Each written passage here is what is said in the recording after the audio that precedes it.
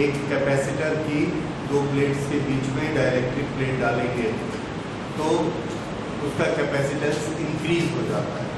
क्यों इंक्रीज हो जाता है? तो इसका आंसर है कि जब हम डाइलेक्ट्रिक स्लैब उसमें डालते हैं तो उसका इलेक्ट्रिक फील्ड पर इफेक्ट पड़ता है। बताइए क्या इफेक्ट पड़ता है? डाइलेक्ट्रिक डालने से इलेक्ट्रिक फील्ड पर क्या इफेक्ट होगा? आंसर है उसका इलेक्ट्रिक फील्ड वीक हो जाएगा, डिक्रीज हो जाएगा। ये कल हम लोगों ने पढ़ा है कि नया इलेक्ट्रिक फील्ड कितना होता है, पुराने इलेक्ट्रिक फील्ड से k टाइम्स लेस हो जाता है। This was original electric field divided by k, this is new electric field, it gets reduce. अगर ये डिक्रीज हो गया तो क्या होगा? ये कैपेसिटर की दो प्लेट्स हैं, positive negative, here is dielectric. Now this is the electric field between it. If this distance is d, then how much is the potential difference? The potential difference V is equal to E into D, and this was E naught upon K into D. So this is value of E naught. Capacitance is Q upon V. Now V has changed 1 upon K times. This was original V, and now the potential difference has decreased K times. अगर ये K times decrease हो गया, then C dash is equal to Q upon V upon K. अब इन दोनों को अगर हम compare करेंगे तो C dash, this is K Q upon V, then C dash upon C, C dash upon C, this upon this is equal to K, or C dash is equal to K into C. This is effect of dielectric on a capacitance. So the capacitance with dielectric has increased K times the capacitance without dielectric. This is the derivation of it. इसको note करिए, इस तरह से ये बनेगा। This is step number 1, V dash, okay. इसके बाद अगला डेरिवेशन हमने लेना है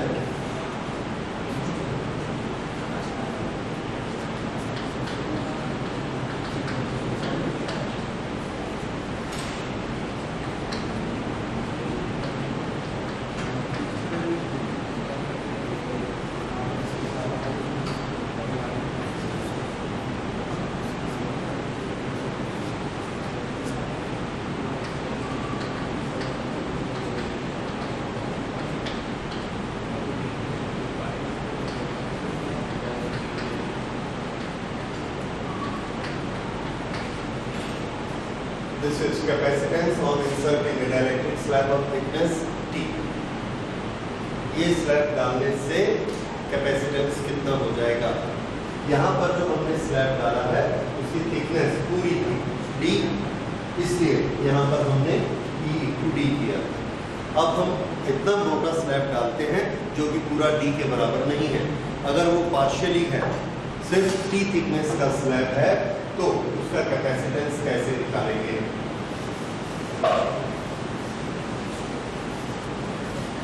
ओके, उसको लेते हैं और उससे ये भी बन जाएगा।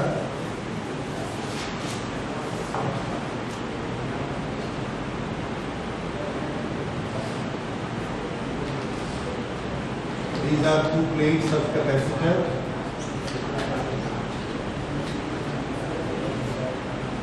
This distance between the two is D, और यहाँ पर हमने एक स्लैब डाला। This slab, this has thickness equal to T. T is the thickness of this slab, and K is its dielectric constant. And now we have to find out the capacitance of this capacitor.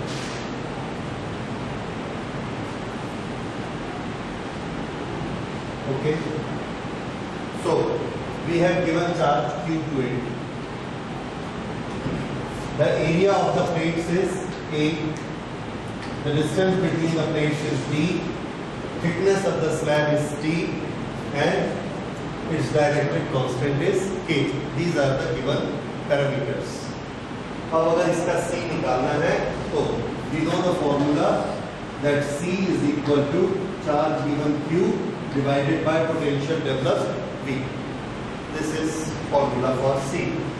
अब इसमें दोनों को हम लोग अलग अलग calculate करते हैं.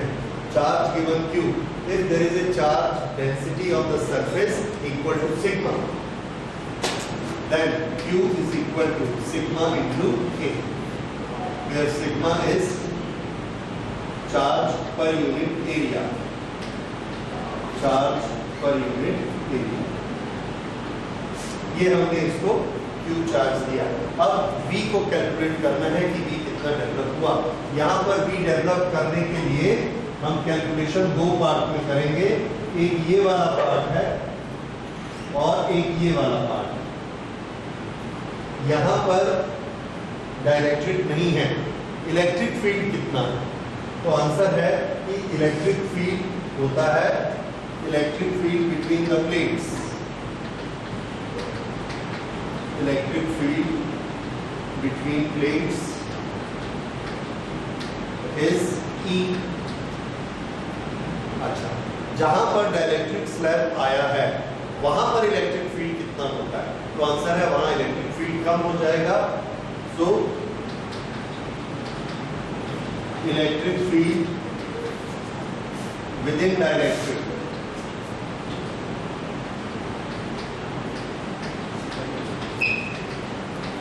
This is E upon K.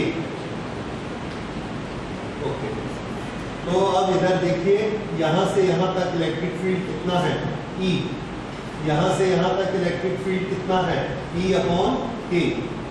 फिर यहां से यहां तक इलेक्ट्रिक फील्ड कितना है? E. अब अगर हमको यहां पर पोटेंशियल डिफरेंस कैलकुलेट करना है तो पोटेंशियल डिफरेंस कैसे कैलकुलेट करेंगे? E multiplied by distance. तो ये वाला जो डिस्टेंस है, ये डिस्टेंस है T. तो यहां से यहां पोटेंशियल डिफरेंस कितना होगा? E multiplied by thickness T. तो इसको हम यहां पर लिखते हैं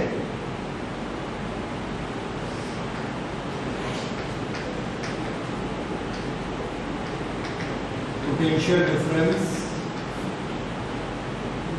V is equal to E multiplied by thickness D minus T plus E upon K multiplied by thickness T. ये थिकनेस D माइनस T, कौन सी थिकनेस ली है? ये टोटल थिकनेस है D, उसमें से T को माइनस कर दो तो ये जो गैप बचा इसकी थिकनेस कितनी आ गई? D minus T. और इसमें इलेक्ट्रिक फील्ड कितना है? E. तो यहाँ पोटेंशियल डिफरेंस कितना हो गया? E multiplied by D minus T. और इसके अंदर पोटेंशियल डिफरेंस कितना है? यहाँ का इलेक्ट्रिक फील्ड है E अपॉन K और यहाँ की थिकनेस है T. इन दोनों को मल्टीप्लाई किया तो ये पोटेंशियल डिफरेंस किसका आ गया? इस प्लेट के लिए. और ये पोटेंशियल डिफरेंस किसका आ गया? इस गैप के लिए. और दोनों को अगर ऐड किया तो टोटल पोटेंशियल डिफरेंस आ गया. तो total potential difference V is equal to this. Okay, this is potential difference. And now we can find out C. यहां पर हम E की वैल्यू रख सकते हैं. E की वैल्यू कितनी होगी? E की value we know it is sigma upon epsilon naught. D minus D plus sigma upon epsilon naught. Sigma upon epsilon naught common निकाल दिया. This is D minus T plus T upon K. This is value of V. Now capacitance, ये formula C is equal to Q upon V. Q की value हमने रखी sigma into area A. V की value ये रही sigma upon epsilon naught into D minus T plus T upon K. Sigma is cancelled, epsilon naught ऊपर चला जाएगा, epsilon naught A upon D minus T plus T upon K, T upon K. This is equal to epsilon naught A upon D minus T, common निकाला और ये बच जाएगा 1 minus 1 upon के, 1 minus 1 upon K. ये capacitance इन step में, this is our final answer, that capacitance is equal to epsilon naught A divided by D minus T, d minus t, 1 minus 1 upon k.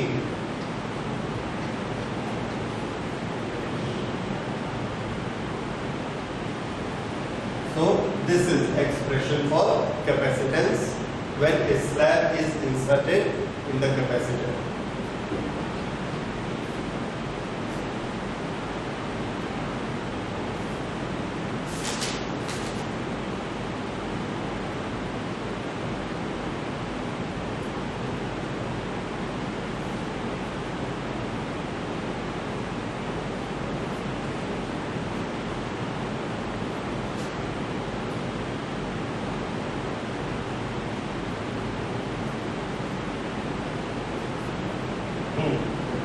और अब इसमें एक एक चीज को स्टडी करते हैं। K का इफेक्ट क्या होगा?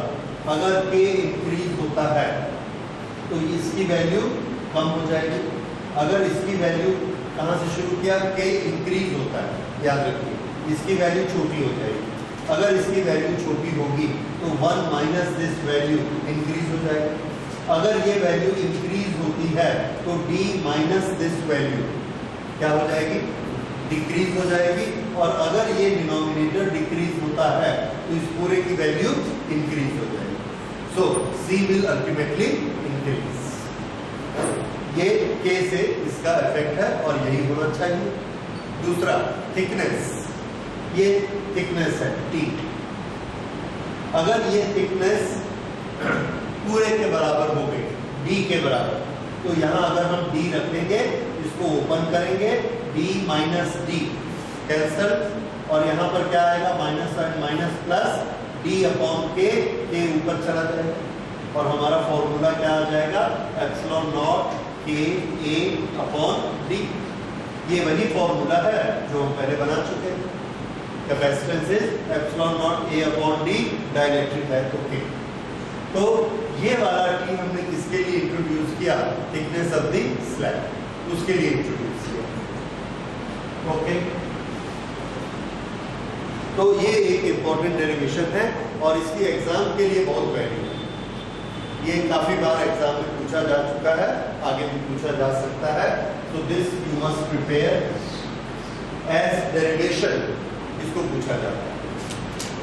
ओके, नेक्स्ट, अगर हम डाइलेक्ट्रिक की जगह मेटल का स्लैब डालते हैं फिर क्या होगा? तो मेटल के स्लैब में और डाइलेक्ट्रिक में क्या डिफरेंस है? डाइलेक्ट्रिक का जब हम स्लैब डालते हैं तो उसमें इलेक्ट्रिक फील्ड डिक्रीज होता है और नया इलेक्ट्रिक फील्ड कितना हो जाता है, E अपॉन K, डिक्रीज हो गया। अगर हम उसमें मेटल डालते हैं तो मेटल के अंदर इलेक्ट्रिक फील्ड कितना होता है, कि आप लोगों ने पढ़ा है, मेटलिक शेल के अंदर इलेक्ट्रिक फील्ड 0 होता है। तो यहाँ पर E अपॉन K की जगह में क्या आ जाएगा, 0। तो अब नया डेरिवेशन लिखिए, capacitance on inserting A dielectric slab की जगह में metallic slab, metal slab of thickness T. Okay, now we will have same derivation but electric field within metal.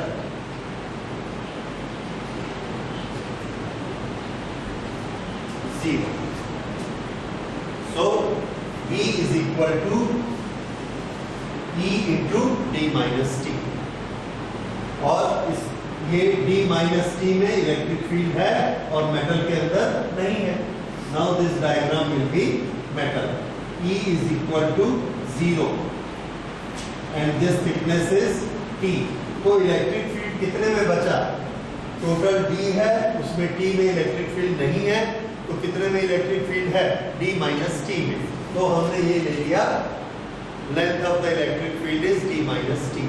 तो E into D minus T ये हमको देता है B की value.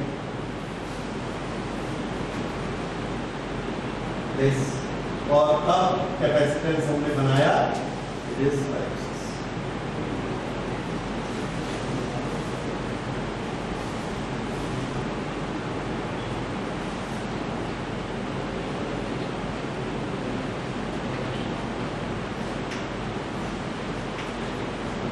बस ये छोटा सा फॉर्मूला बन गया। हमारा नॉर्मल फॉर्मूला क्या था? C is equal to epsilon naught A upon D। अब क्या बन गया? D की जगह हमने क्या लिया? D minus T. क्यों?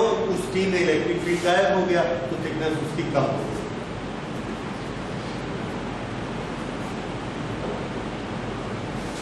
अब इसको देखकर आप ये बता सकते हैं कि अगर हम पूरा मेटल स्लैब ले लेते, T को D के बराबर कर दें, तो कैपेसिटेंस कितना हो जाएगा? Infinite. So capacitance of a metal slab is infinite. Okay. So this is capacitance on inserting dielectric and capacitance on inserting metric. Metric plates का बहुत कम आता है, it's very easy. Dielectric ज़्यादा पूछा जाता है। अब थोड़े से important question सुनिए। इसको आप खुद भी बुक से स्टडी कर सकते हैं। 1 मार्क क्वेश्चन छोटे छोटे हैं, कभी कंसेप्ट में आते हैं, 1 मार्क क्वेश्चन में आते हैं। Okay, is there any conductor which can be given almost unlimited charge, जिसको आप अनलिमिटेड चार्ज दे सकें? क्या ऐसा कोई कंडक्टर है? आंसर है yes, earth is such conductor. ऐसा कौन सा कंडक्टर है? अर्थ, जिसको हम बहुत चार्ज दे सकते हैं और तब भी इसका पोटेंशियल इंक्रीज नहीं होता। Okay, second, what is the approximate value of electric field at the surface of earth? ये नई चीज है। सरफेस ऑफ अर्थ पे क्या इलेक्ट्रिक फील्ड होता है? तो आंसर है यस, होता है। एटमॉस्फेयर की एयर के फ्रिक्शन के कारण, क्लाउड्स के कारण यहाँ एक इलेक्ट्रिक फील्ड होता है। और इसको नोट कर लीजिए, electric field on the surface of earth is nearly 100 volt per metre.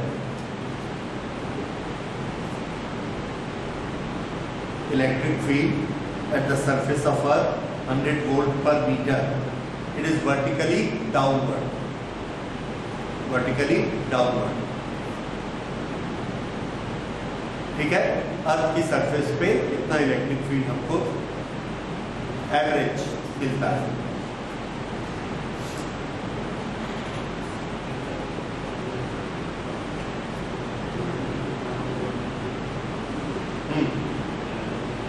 Okay, उसके बाद capacitance is the capacitance is same as capacity of the conductor. Capacitance और कैपेसिटी हमने फर्स्ट लेक्चर में पढ़ा था। Capacitance is what? How much charge is required to increase the potential by 1 volt. What is capacity? How much total charge a conductor can have. तो these two are different terms. So capacity and capacitance are different terms. उसके बाद next लेते हैं, can we say that SI unit of epsilon naught is farad per meter? Epsilon not की unit farad पर metre बोली जा सकती है क्या? एप्सिलॉन नॉट और फैरेड कैपेसिटेंस किस फॉर्मूला में एक दूसरे से रिलेट होते हैं? यहां देखिए, फॉर्मूला लिखिए, C is equal to epsilon naught A upon D। C is equal to epsilon naught A upon D। ये कैपेसिटेंस का फॉर्मूला सबको मालूम है। अब इसमें बताइए, एप्सिलॉन नॉट को एक तरफ रखो, बाकी सबको दूसरी तरफ करो, कैपेसिटेंस का यूनिट फैरेड लिखो और फिर देखो एप्सिलॉन नॉट का क्या आंसर आता है। फैरेड पर so if we ask that, अब हमारा क्वेश्चन सुनिए फिर से, इज इट करेक्ट दैट, हाँ, the capacity is it correct that the capacitance of a spherical conductor, no, not this, can we say that SI unit of epsilon naught is farad per meter? The answer is yes. अभी आपने निकाल के देखा, farad per meter इसका epsilon naught का unit कहा जा सकता है. Okay. Is it correct that capacitance of a spherical conductor is equal to the radius of the conductor in CGS system? CGS system में 4 pi epsilon naught की value 1 होगी. SI system में 4 pi epsilon naught और CGS system में 1. Note करिए. The constant for medium, which constant? Coulomb's constant. Coulomb's constant for medium is 1 upon 4 pi epsilon naught in SI system. But in CG system, in CGS, its value is 1. Its value is 1. In such case, capacitance of a sphere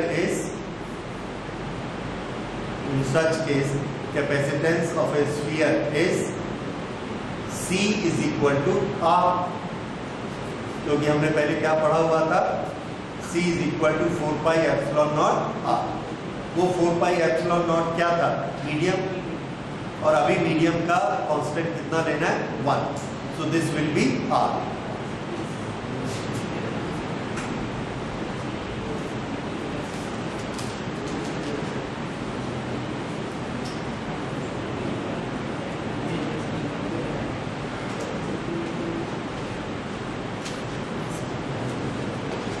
okay. A metal foil क्या होता है? बहुत पतला metal sheet, जैसा cigarette की पन्नी रहती है, very thin metal sheet. Okay. A metal foil is placed in the middle of A parallel plate capacitor. What is the effect on the capacitance of this system? Okay.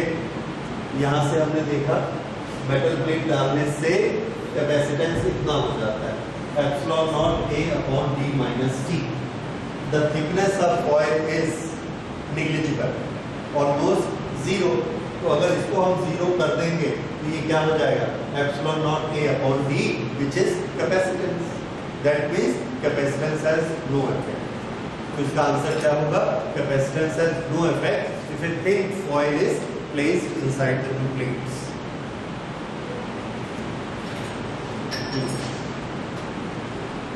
Symbol of a capacitor whose capacitance can be decreased or increased. That means variable capacitance. So variable capacitance के लिए this is capacitance and this is variable capacitance. ये एक arrow बना देंगे. This shows that variable capacitor. Variable capacitor हम लोग बनाते हैं किस तरह से है? वेरिएबल कैपेसिटर बनाने का तरीका देखिए. कैपेसिटर का फॉर्मूला होता है epsilon naught A upon D. Epsilon naught A upon D. और अगर डाइलेक्ट्रिक है तो के इसमें और आ जाएगा. इसमें एप्सिलॉन नॉट कांस्टेंट है. हम काम करते हैं वेरिएबल बनाने के लिए ए पर काम करते हैं. What is A? Area.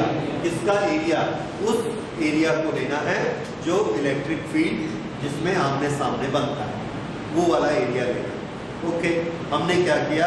This area is 10, this area is 10 और इन दोनों को हमने ऐसे सामने रखा. Now how much will be the area where electric field is form? 10. Now if we make it like this, कितना एरिया सामने खुल गया? ये एरिया ऐसा बाहर आ गया 5. तो आमने सामने कितना एरिया रहा? 5। इसका 5 और इसका 5 एक दूसरे के सामने है और 5 बाहर चला गया। इसको थोड़ा सा कम कर दिया, अब ये बाहर है 2, तो आमने सामने कितना है? 8। तो एरिया कितना हो गया? 8।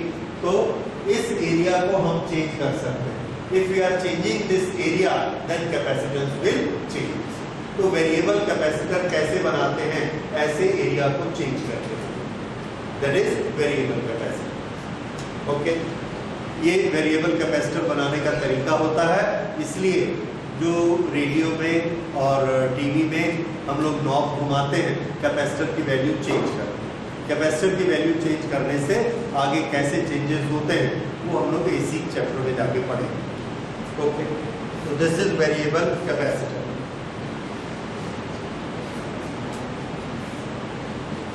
Okay, अगला क्वेश्चन सुनिए। Two identical capacitors are joined in parallel, charged to potential V, separated, and then again connected in series. Series में कैसे कनेक्ट करते हैं? The positive plate of one is connected to negative plate of the other. Now what will be the effect on charges on the free plate? Free plate के charges कैसे हो जाएंगे? Decrease हो जाएंगे, इंक्रीज हो जाएंगे, खत्म हो जाएंगे, क्या होगा? तो पहले हमने क्या किया? पैरेलल में लगाया। पैरेलल में लगाया, उसको देखिए,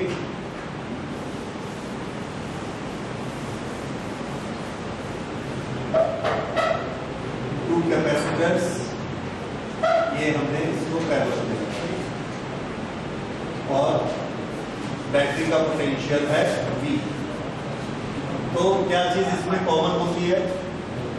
पैरेलल में वोल्ट कॉमन होता है। तो अगर ये V है तो इसके अक्रॉस पोटेंशियल कितना हो गया? V, और इसके अक्रॉस में पोटेंशियल कितना हो गया? V।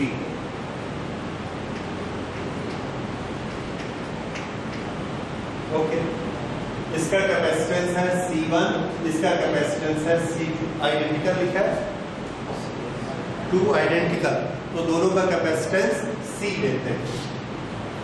इसका कैपेसिटेंस भी C है, इसका कैपेसिटेंस भी C है, तो इस पर चार्ज कितना हो जाएगा? C into V। Q is equal to CV। इस पर भी Q कितना आ गया? C। ओके, ये आ जाने के बाद में हमने इस बैटरी को हटा दिया। बैटरी को हटा दिया। अब ये 2 कैपेसिटर हैं हमारे पास और उन दोनों को हमने सीरीज में आपस में कंबाइन किया। सीरीज में इस तरह से कंबाइन किया कि एक का प्लस इसके माइनस से दूसरे का प्लस कंबाइन हुआ।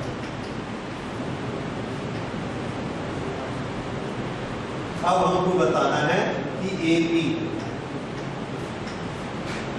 इस पर क्या इफेक्ट पड़ता है। The question is what will be the effect on charge on the free plates?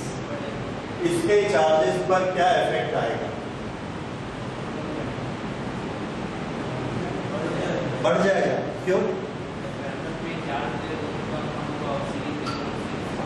Parallel में चार्ज दोनों में सेम रहेगा, डिस्ट्रीब्यूटेड रहेगा, पर हमने प्लस से माइनस जोड़ा है, प्लस से माइनस को जोड़ा है। ये हमारे क्वेश्चन में दिया है। इलेक्ट्रोस्कोप में यहाँ चार्ज देंगे, चार्ज देने से ये दोनों गोल्ड लीफ सिमिलर चार्जेस के कारण रिपेल हो जाएंगे। किसी भी तरह से हम अगर इसको चार्ज दें, ये रिपेल हो जाएंगे। ये इसका नेचर है। ओके, अब हमारा यहाँ पे क्वेश्चन है that we are bringing a metal rod, an earth metal plate is brought near the top of positively charged gold leaf electroscope. What is effect on the following? ये एक electroscope है, already फैला हुआ है, इसके पास positive charge है। अब हम एक मेटल प्लेट यहाँ लेकर आते हैं। और इस मेटल प्लेट को अर्थ कर देंगे। अब यहां पर क्या इफेक्ट होगा, किस किस चीज का इफेक्ट हमको स्टडी करके बताना है। चार्ज ऑन द इलेक्ट्रोस्कोप, यहां पर चार्ज कैसा हो जाएगा, दैट इज नंबर 1 इलेक्ट्रोस्कोप का चार्ज। दूसरा पोटेंशियल ऑफ द इलेक्ट्रोस्कोप, उस पर क्या इफेक्ट होगा, इसका पोटेंशियल कैसा हो जाएगा। और तीसरा हमको स्टडी करके बताना है what will be the effect on the capacitance. ये तीनों चीजें आप स्टडी कर चुके हैं। Whenever we bring a metallic plate near a charged body, ये जो चार्ज बॉडी है इसके पास प्लस है, इसके पास प्लस है, इसके पास भी प्लस है, पूरे में ये प्लस फैला हुआ था। ये मेटल प्लेट हम इसके पास लेके आए, किस चीज पर इफेक्ट पड़ेगा। ये कैपेसिटर पढ़ते समय आपने बनाया था। एक प्लेट पॉजिटिवली चार्ज है, उसका पोटेंशियल भी है, we bring another conductor near it, क्या इफेक्ट होता है। ये आपने पढ़ा कैपेसिटर बनाते समय, इसका पोटेंशियल डिक्रीज हो जाता है। Whenever we bring a uncharged metal plate near a charged body, its potential will decrease.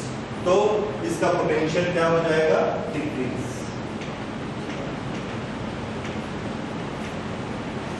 ये पोटेंशियल पे इफेक्ट। दूसरा चार्ज पे क्या इफेक्ट होगा। Now we know that charge is carried by material.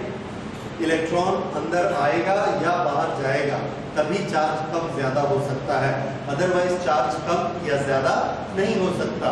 Polarised जरूर हो सकता है कि चार्ज माइनस एक तरफ चले गए प्लस एक तरफ चले गए, लेकिन टोटल चार्ज कब इंक्रीज होता है, जब या तो बाहर से चार्ज आएगा या इसका चार्ज निकल के बाहर जाएगा। यहाँ पर चार्ज का बाहर आना जाना नहीं हो रहा है। अगर चार्ज का बाहर आना जाना नहीं हो रहा है, then charges are conserved. So charges conserved. That means there is no effect on the charge. अब तीसरी चीज बताइए, what will happen to capacitance? Capacitance का फॉर्मूला क्या होता है, Q upon V. Q कैसा है, same. What is happening to V? Decrease. तो कैपेसिटेंस का क्या होगा, कैपेसिटेंस विल इंक्रीज।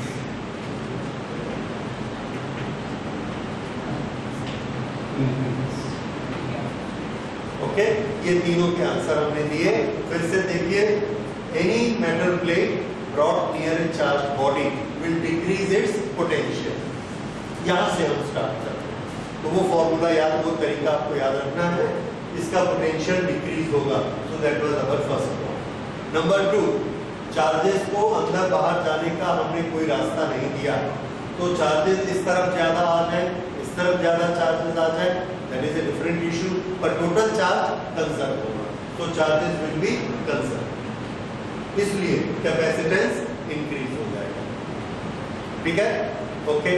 अगर ये ऐसा, ये चीज हो गई। अब एक चीज और बताइए छोटी सी, वो हम पूछ सकते हैं कि पहले ये ऐसा फैला हुआ था, जब हम ये प्लेट इसके पास लेकर आते हैं तो ये ऐसे इंक्रीज हो जाएगा या डिक्रीज हो जाएगा, ये ऐसे। This is situation number 1, this is situation number 2। This was original angle, तो ये एंगल बढ़ जाएगा कि कम हो जाएगा या उतना का उतना ही रहेगा मेटल प्लेट करने से। पहले उसका लॉजिक सोचिए, क्यों। अगर फोर्स इंक्रीज होता है तो बढ़ेगा और फोर्स कम होता है तो कम होगा। फोर्स किस पर डिपेंड करता है, कूलम्स लॉ से फोर्स डिपेंड करता है Q इंटू Q। तो फोर्स किस पे डिपेंड करता है, Q पे डिपेंड करता है, चार्ज। तो अगर ये चार्जेस इंक्रीज हो गए तो एंगल बढ़ेगा और चार्जेस डिक्रीज हो गए तो एंगल कम होगा। अब बताइए, इस पे चार्जेस इंक्रीज होंगे कि डिक्रीज होंगे। इसके पास पहले कुछ चार्जेस फैले हुए, plus plus plus plus plus पूरे, क्या होगा, इसको हम लेकर आए, इसको लेके आए तो इंडक्शन होगा। इंडक्शन के कारण यहाँ क्या बनेगा, देखिए ये नेगेटिव बनेगा और इसके पॉजिटिव सब अर्थ में चले गए, तो ये कैसा हो गया, नेगेटिवली चार्ज। नेगेटिवली चार्ज होने से ये यहाँ से कौन से चार्ज को खींचेगा, प्लस को खींचेगा। अब इसमें बाहर से तो चार्ज नहीं आ सकते, अगर इसको ज्यादा प्लस चाहिए तो कहां से आएंगे, नीचे से ऊपर चले जाएंगे, तो यहाँ से कुछ प्लस चार्जेस ऊपर चले गए। अगर यहाँ से प्लस चार्जेस ऊपर चले गए तो इस प्लेट्स का क्या होगा, yes, plates will come closer, the angle will decrease. ये समझ आया? ये वाला क्वेश्चन भी इस तरह से आ चुका है, what will happen to their angle, the angle will decrease because the charges will go up due to this induction.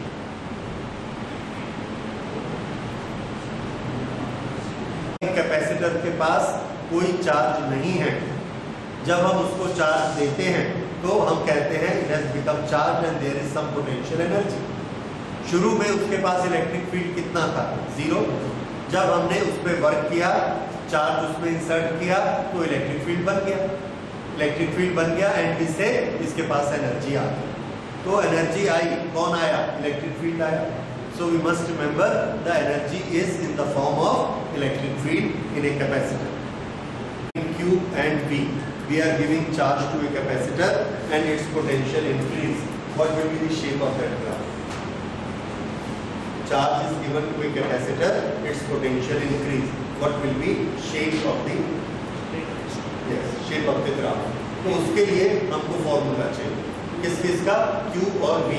Q और V का आपस में क्या रिलेशन होता है कैपेसिटर में, Q is equal to CV, very simple, Q is equal to CV, this is a constant, so Q is proportional to V।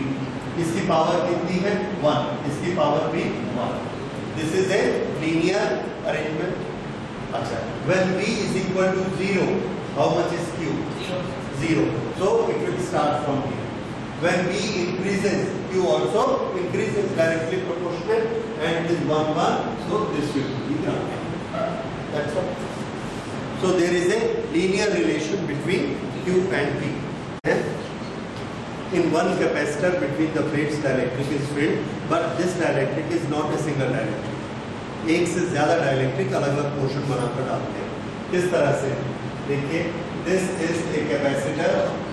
In this capacitor will fill up two type of dielectrics. One has got dielectric constant K1, other has got dielectric constant K2, and these are the two ends, two plates of the capacitor. एक ये plate है और एक ये। Now, what is capacitance of this capacitor? Each plate has area A, and the distance between plates is D.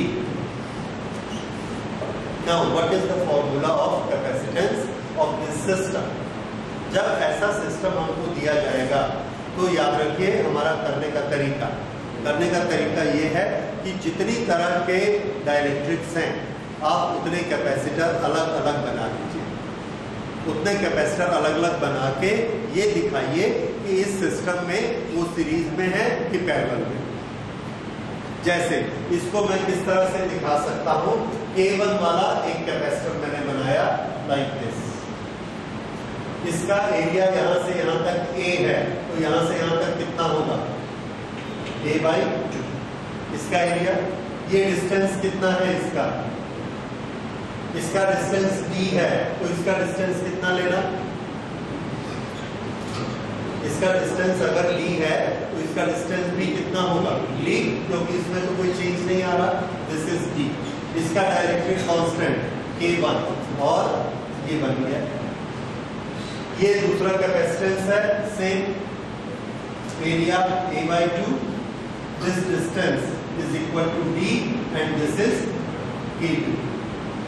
ये वाली plate इसके साथ जुड़ी हुई है, I combined it like this. ये कनेक्शन है AB, this is A and this is B। अब आपको क्या दिख रहा है, there are two capacitors which are connected in parallel. तो पैरेलल में है तो हम इनका कैपेसिटेंस फाइनली ऐड कर देंगे। पहले दोनों के अलग अलग कैपेसिटेंस निकाल लेते हैं। इसका कैपेसिटेंस कितना होगा, एप्सिलॉन नॉट KA/D। तो इसका कैपेसिटेंस हमने निकाला C1। C1 is equal to epsilon naught K1। Epsilon not K1A upon D.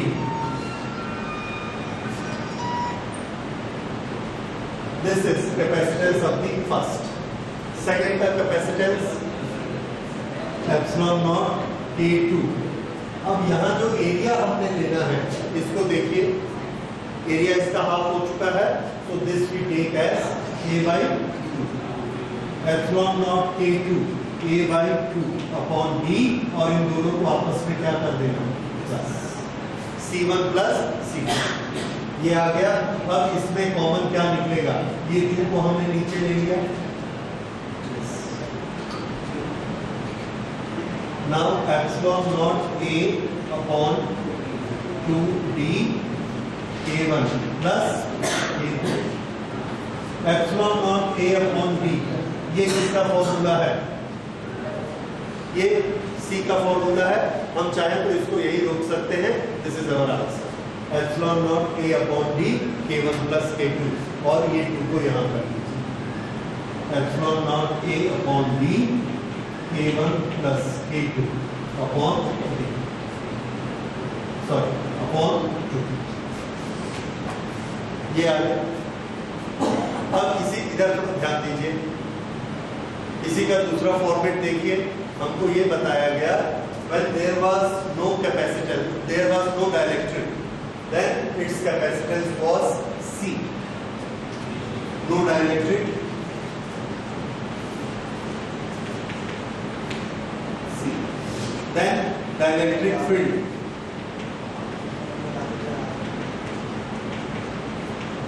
as this K1 and K2, these two dielectrics are filled. Now how much will be the capacitance? तो पहली बार हमने C का formula लिखा, सिर्फ C without dielectric. How much will be that, area is A, this distance is D, so C will be epsilon naught A upon D. This was our equation number 1. इसको हमने preserve किया, फिर K1 K2 को डाला और ये calculation, ये वाली कैलकुलेशन आ गई. अब फिर से epsilon naught A upon D यहाँ पर आ गया. इसको क्या लिख सकते हैं हम यहाँ से, C. So this will be C K1 plus K2 upon 2. इस तरह से आ सकता है. ठीक है, तो ये पूरा मेथड नोट करिए. ये कभी कभार एग्जाम में आता है कि अगर हम 2 डाइलेक्ट्रिक डाल देंगे तो ये कितना होगा. 2 capacitors in series 1 and 2, C1 C2 series. C1 का कैपेसिटेंस कितना होगा, epsilon naught A upon K1. D, यहाँ पर D कितना हो जाएगा, since this total distance is D, this distance is D/2 and this distance is also D/2. So epsilon naught A K1 upon D/2. ये पहले capacitor का capacitance हो गया. दूसरे कैपेसिटर का कितना होगा, C2 का. This will be epsilon naught, area is A, directly constant K2 divided by D को क्या लिखना है, D/2. Okay, now this 2 will go out. This is 2 epsilon naught A K1 upon D, and this C2 will be C2. This is equal to epsilon naught A K2 upon D. These are C1 and C2. Now these two are in series. If these two are in series, then what is our formula for equivalent? Equivalent formula is C1 into C2 upon C1 plus C2. ये हमने 2 के लिए formula derive किया हुआ है. इसी फॉर्मूले को हमने यहाँ पर लगाया, C1 into C2. This is 2 epsilon naught A K1 multiplied by 2 epsilon naught A K2 upon D upon D. C1 into C2 divided by, this is to be divided by C1 plus C2. Epsilon naught A K1 upon D plus epsilon naught A K2 upon 2। This is our equivalent capacitance. और इसको जब हम solve करने जाएंगे तो नीचे से कुछ कॉमन निकलेगा,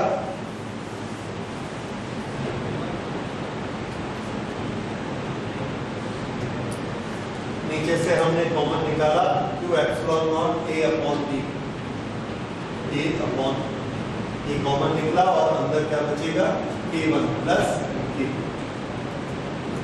ऊपर फिर से 2 epsilon naught a upon b, यहां भी है यहां भी, into 2 epsilon naught a upon b multiplied by k1 k2। इसमें से ये 1 और ये 1, ये दोनों कैंसिल हो गए, तो ये हमारा आंसर आया 2 epsilon naught a upon b k1 k2 upon k1 plus k2। This is C। यही आया था।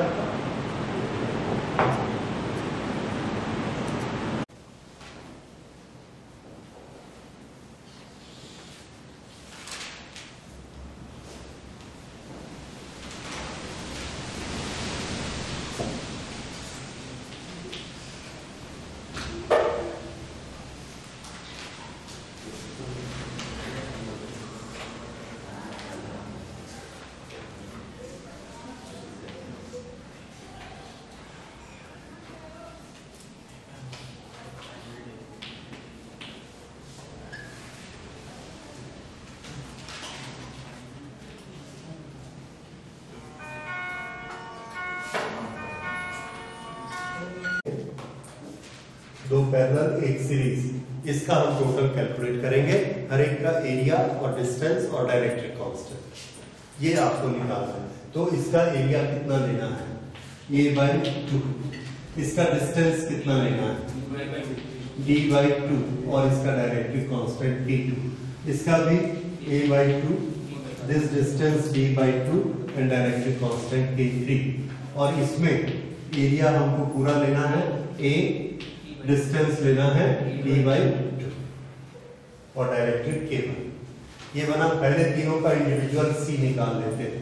इसका हमने निकाला c2 is equal to epsilon naught k2 into area a/2 upon distance d/2, ये कैंसिल हो। उसके बाद ये निकाला c3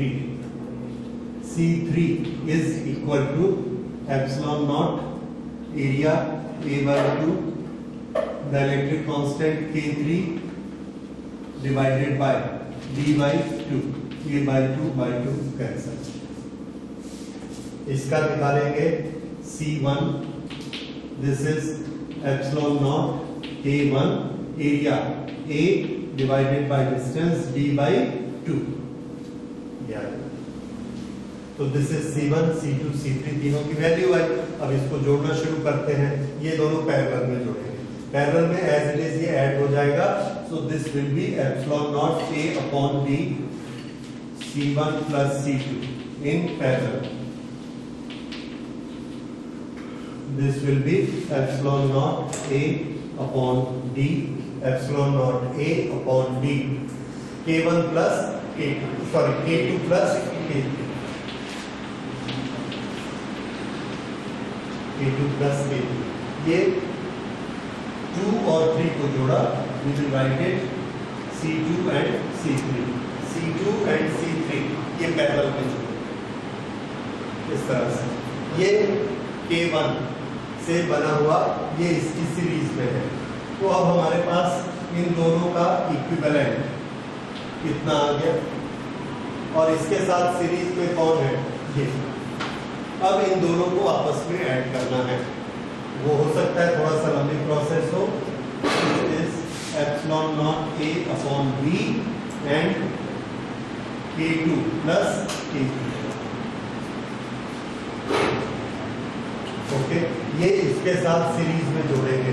तो सीरीज में जोड़ने के लिए हमको क्या करना है, पहले दोनों को मल्टीप्लाई फिर दोनों को ऐड। तो c फाइनल या C resultant that is equal to multiplication of these two 2 epsilon naught A upon D into K1 multiplied by epsilon naught A upon D into K2 plus K3. This is to be divided by addition of the two. 2 epsilon naught A K1 upon D plus epsilon naught A K2 plus K3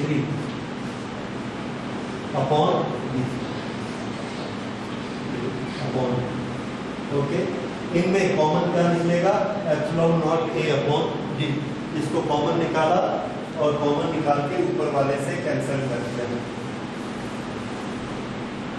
so see resultant is equal to 2 epsilon naught A upon D, 2 epsilon naught A upon D, okay, into epsilon naught A upon D, epsilon naught A upon D into K1 into K2 plus K3. ये numerator denominator इन दोनों से epsilon naught A upon D common निकाला, epsilon naught A upon D ये common निकला. यहाँ क्या बचेगा? 2 into K1, 2K1 plus epsilon naught A upon D निकाला, K2 plus K3, K2 plus K3. This is equal to epsilon naught A upon D, epsilon naught A upon D. Cancel. Now what do we get? 2 epsilon naught A upon D.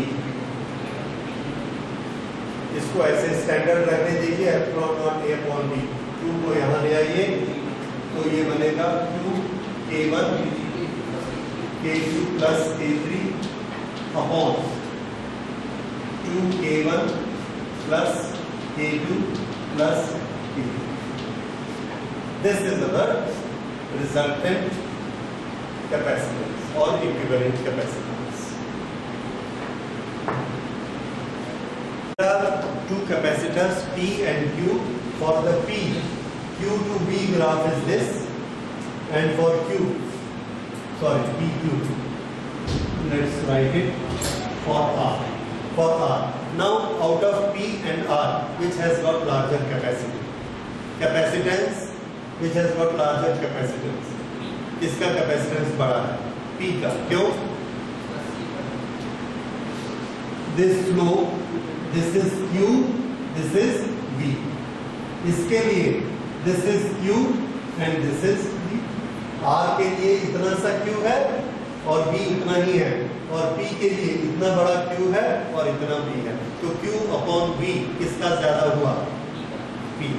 तो जिसका slope जितना ज्यादा होता है उसका capacitance उतना ज्यादा होता है.